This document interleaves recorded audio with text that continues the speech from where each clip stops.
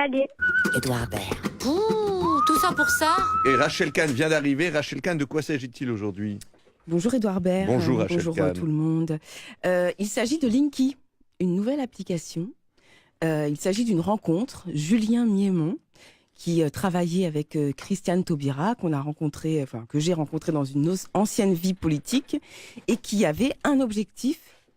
Oui, parce qu'à l'époque, vous travailliez à la région, vous occupiez de culture. Oui, et tout ça, puis c'était je formidable m'occupais. ce que vous faisiez, oui. Voilà, merci beaucoup. Vous croisiez Strauss-Kahn dans les couloirs de la rue Barbet de Jouy, vous racontiez ses mamans de grâce. Absolument, il m'enseignait beaucoup de choses Oui. d'ailleurs. Alors, et donc là, ça n'a rien à voir avec tout ça.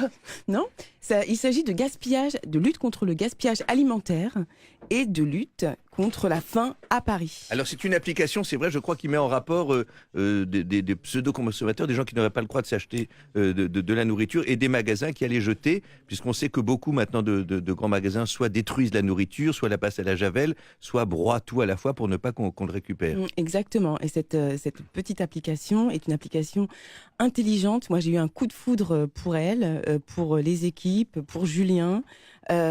Pour moi, c'est une mise en place, une mise en œuvre de la démocratie. Et Julien et ses équipes, avec cette application, font rimer modernité et solidarité. Et donc, c'est pourquoi on les reçoit ce soir à Cosette. Alors, et là, on l'a au téléphone. Julien, bonjour.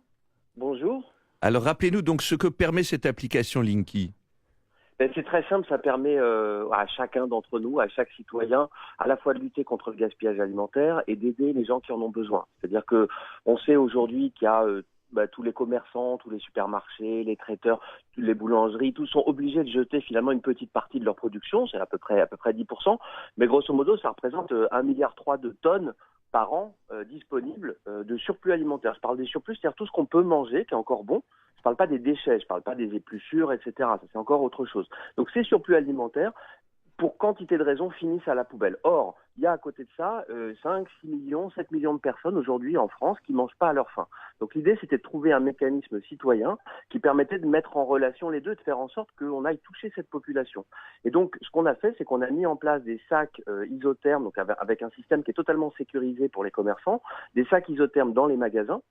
Et les gens, avec l'application, peuvent identifier un magasin à proximité de là où ils sont et prendre un sac, donc un sac ça pèse à peu près 3 kilos, et l'apporter à une association à proximité qu'on a identifiée aussi et dont on sait qu'elle a besoin de ces produits-là. Édouard Baird.